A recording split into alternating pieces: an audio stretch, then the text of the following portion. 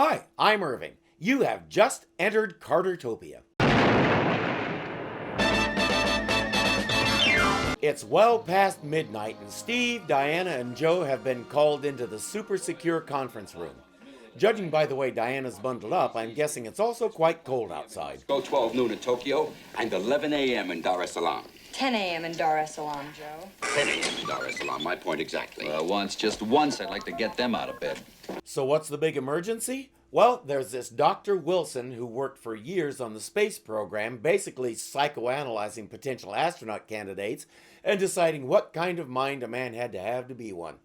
What's he doing now, and why do we care in the middle of the night? When he left government service, he joined the Washington Institute of Research. More recently, I believe, he's gone even deeper into his studies of the mind, become convinced that matter itself can be moved by brainwaves. Psychokinesis.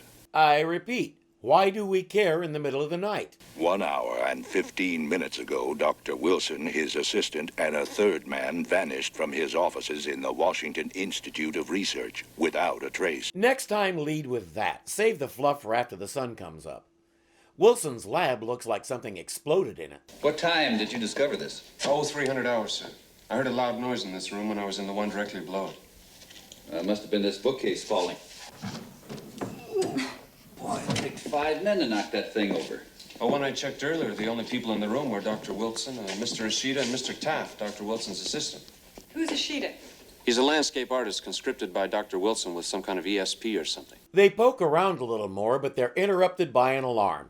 It's coming from the vault and can only be activated from the inside. That means somebody's trapped in there. It's Dr. Wilson's assistant, and he's claustrophobic. Diana calls a technician to come override the time lock, but obviously there isn't time for that. This guy is going into a full-blown panic attack.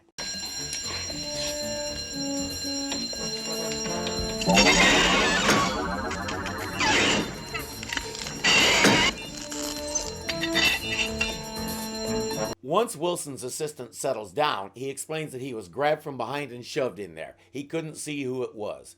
But he says, have you checked the videotapes? Dr. Wilson kept a camera in the lab.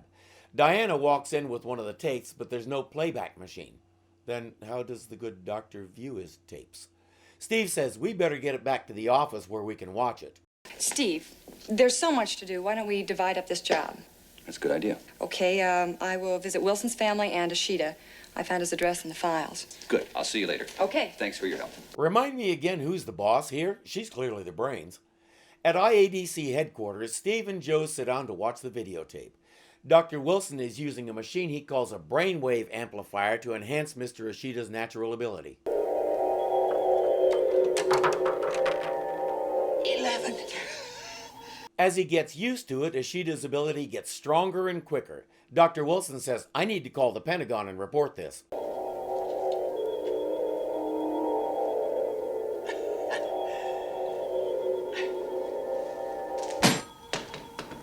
You will not call anyone. You made this machine for me. I will take it.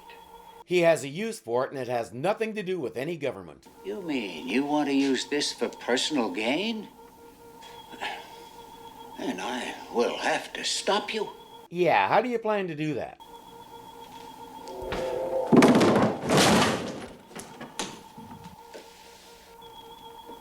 Ishida. I do not want to hurt you, but I will have this machine. About that time, Ishida spots the camera and shuts it off, but Steve and Joe have seen enough. Diana has arrived at Ishida's house and nobody seems to be home.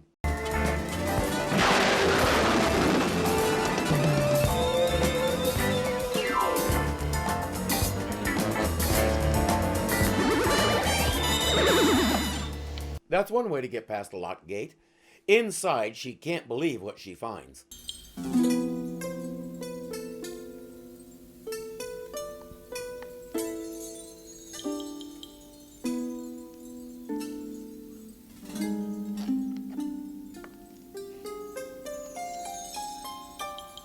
It looks like a shrine to her. Why would he have all this stuff? He has clippings, wall posters, you name it, he's got it. It's beyond creepy.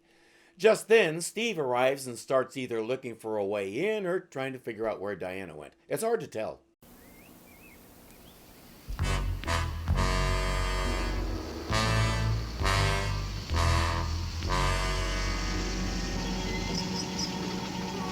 What isn't hard to tell is that, unlike Wonder Woman, and just like his dad, he's not careful about being followed. You see? They're already looking for you. You better give yourself up. He is an agent. Yes, I would imagine so. If necessary, I will handle him. You have given me the means.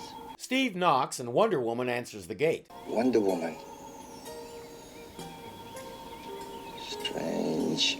Fire! Long years, meaningless years. And then, within few hours, it all comes together.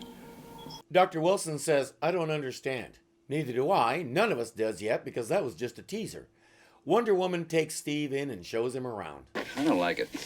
The Japanese have a custom of setting aside one room for the dead.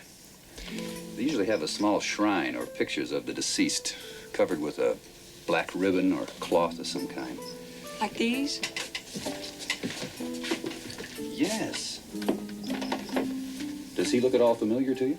No, not at all. It's a picture of you. Now we know it's not a shrine to her, it's an obsession with intent to kill her. The question is, why? Obviously, it has to date back to the war, but beyond that, nobody can make any sense of this.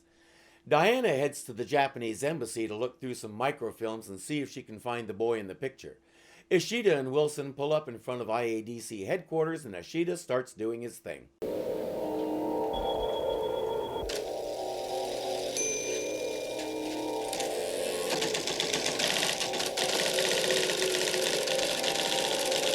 Steve and Joe come in discussing how to find Ishida and Wilson. Steve notices the paper. What's wrong, Steve?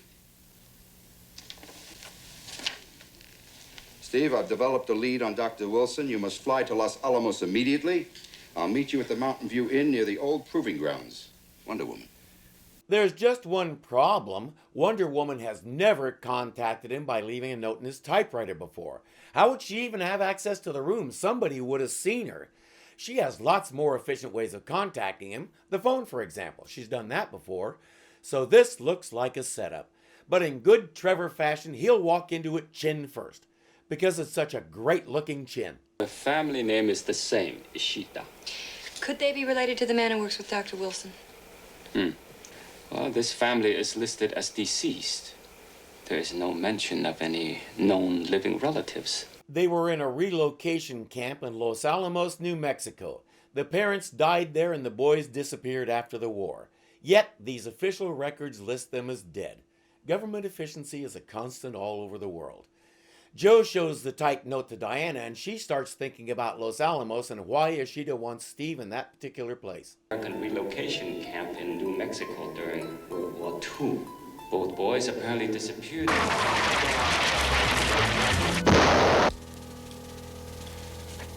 They're both flashing back to the same event, but we still can't see enough to get a handle on what's happening.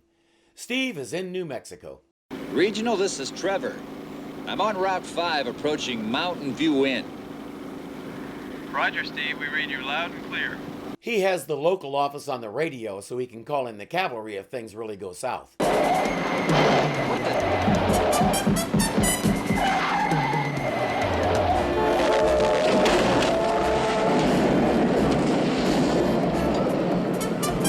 Like that. He saw on the videotape what Ishida can do, and it's obvious he's in control of the Jeep. I suggest you quit fighting and jump out.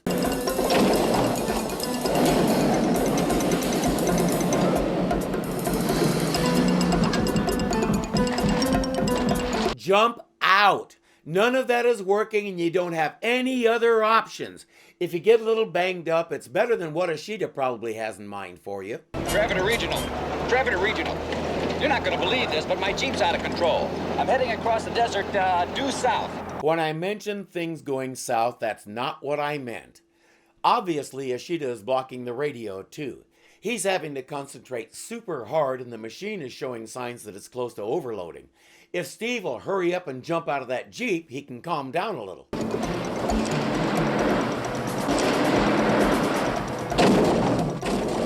He's not going to. He rides the runaway Jeep all the way to the relocation camp. our hero. The tumbling tumbleweeds.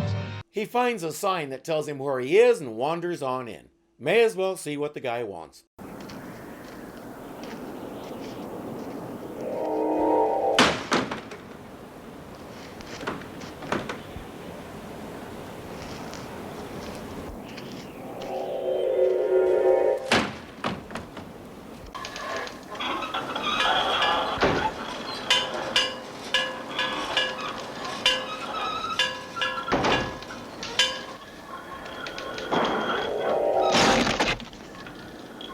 Ishida! Come on out!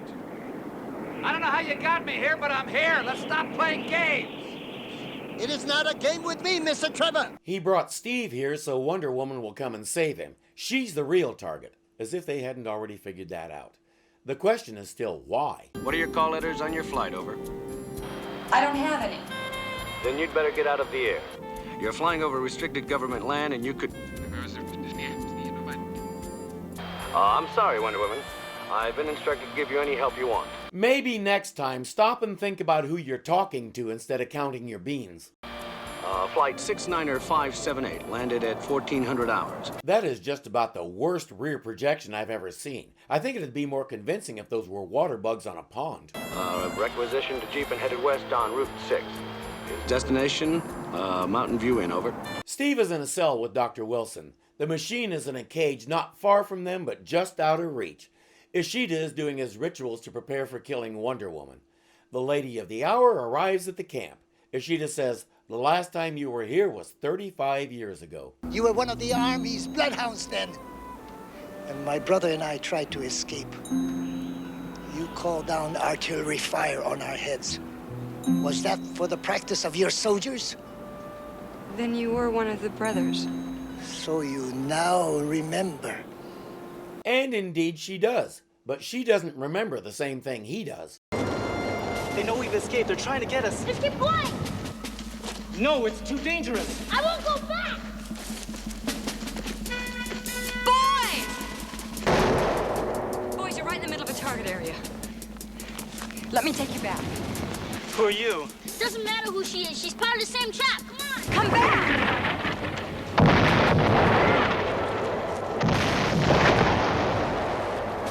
Come back. Kill my brother. No, please. Come with me. Kill my brother. Kill my brother. You killed my brother. She tries to explain. Oh, I was trying to save Masaki. I did save him, and I wanted to save you. I still don't believe you.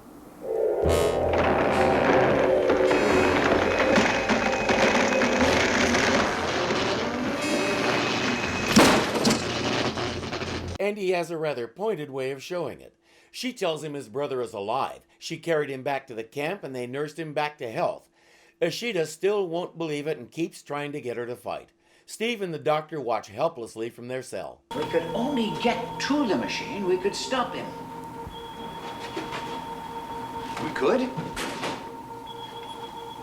I timed it. From the beginning of their scene, past all the cut-ins and such, to those lines, it took them 1 minute and 15 seconds to think of that. These are the smart guys. Too bad their best efforts can't reach it. Ishida has taken control of Wonder Woman's feet now, and he's going to make her walk into a minefield and blow herself up. Walk!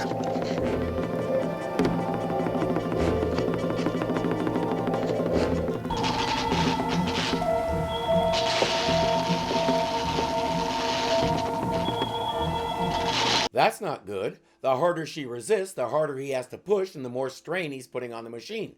If she can hold on long enough, it should shut down and leave him powerless. Take it!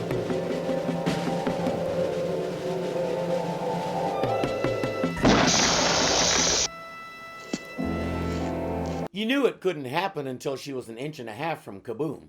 Your special powers are gone now, Ishida. Only because yours was greater than mine, Wonder Woman. She takes off her bracelets and belt and says everybody has powers. The question is what we do with them. And I don't have any now, so do what you have to do. I have waited a lifetime for this moment. Because a 6-year-old boy believes he saw what never happened. I do not yet know the truth.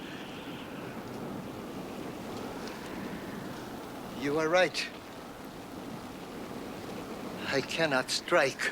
I'm not sure what changed his mind, but he does a complete 180. He suddenly realizes he's wasted his life seeking revenge for something that he's now realizing didn't happen. What is happening is that fizzled machine is making enough smoke to suffocate Steve and Dr. Wilson. Between Wonder Woman and Ishida, they get the men out of the place and start helping them breathe actual air again. A few days later, Steve and Diana visit Ishida at his landscaping place. They say, there are no charges at all for anything, you won't be punished. Dr. Wilson's machine is fixed, and we're hoping you'll keep working with him for good this time. So all is well, but you do need to come with us to Dr. Wilson's office, just this once. Try harder, Ishida. Concentrate.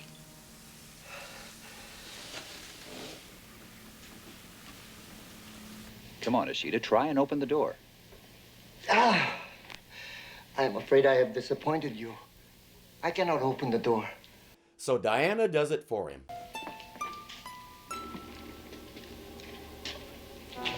Ishida, say hello to your brother. Masaki! By the way, the machine wasn't plugged in. They were screwing with him. In 1977, the people who were interned in those camps were still trying to get some kind of recompense from the government for everything that had been taken away from them. Over 10 years later, I was in Wyoming listening to people explain to me why they weren't entitled to anything because it was wartime and people were scared and blah, blah, blah, and you wouldn't believe the crap. Asked them why we didn't round up German and Italian Americans on the East Coast, and suddenly they wanted to talk sports or knitting or anything but what we were talking about. In this story, Wonder Woman was at one of the relocation camps. We didn't get to see what happened there because we only had one season in World War II. There wasn't room for that episode. Ishida was played by veteran actor Yuki Shimoda, who has one of those faces you know you've seen in 100 different things but never knew his name. I recognized him from the 1980 film The Last Flight of Noah's Ark with James Garner. My new bride and I saw that movie at a drive-in theater about a month after we got married. All together now. Holy mush! I'm Irving, and you are now exiting Cartertopia.